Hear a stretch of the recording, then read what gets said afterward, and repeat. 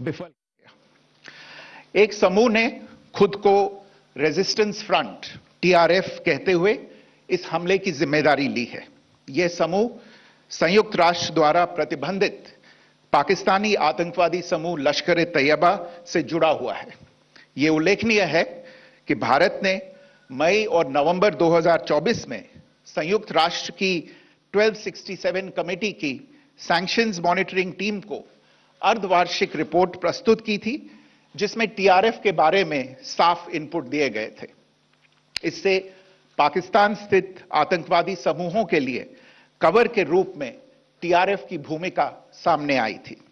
इससे पहले भी दिसंबर 2023 में भारत ने इस टीम को लश्कर ए तैयबा और जैश ए मोहम्मद के बारे में सूचित किया था, जो टीआरएफ जैसे छोटे आतंकवादी समूहों के माध्यम से अपनी गतिविधियों को संचालित कर रहे हैं।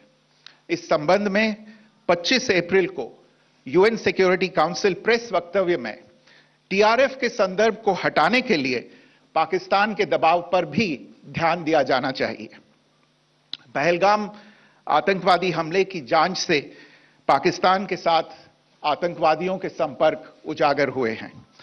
रेजिस्टेंस फ्रंट द्वारा किए गए दावे और लश्कर ए तैयबा से ज्ञात सोशल मीडिया हैंडल द्वारा इसको रीपोस्ट किया जाना इसकी पुष्टि करता है। चश्मदीद गवाहों और विभिन्न जांच एजेंसियों को उपलब्ध अन्य सूचनाओं के आधार पर हमलावरों की पहचान भी हुई है। हमारी इंटेलिजेंस ने इस टीम के योजनाकारों और उनके समर्थकों की जानकारी जुटाई है। इस हमले की रूपरेखा भारत में सीमा पार आतंकवाद को अंजाम देने के पाकिस्तान के लंबे ट्रैक रिकॉर्ड से भी जुड़ी हुई है, जिसके लिखित और स्पष्ट दस्तावेज उपलब्ध हैं। पाकिस्तान दुनिया भर में आतंकवादियों के लिए एक शरण स्थल के रूप में पहचान बना चुका है। यहां अंतर्राष्ट्रीय स्तर पर प्रतिबंधित आतंकवादी सजा पाने से बचे रहते हैं।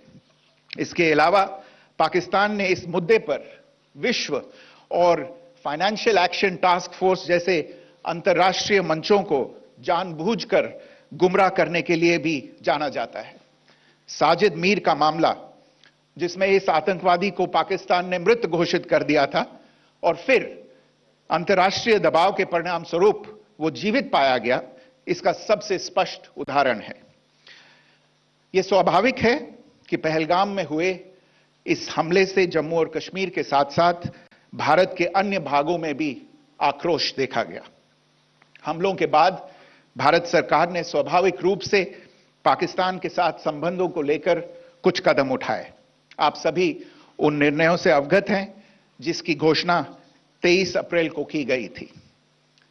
तथापि यह आवश्यक समझा गया कि 22 अप्रैल के हमले के अपराधियों और उनके योजनाकारों को न्याय के कटघरे में लाया जाए।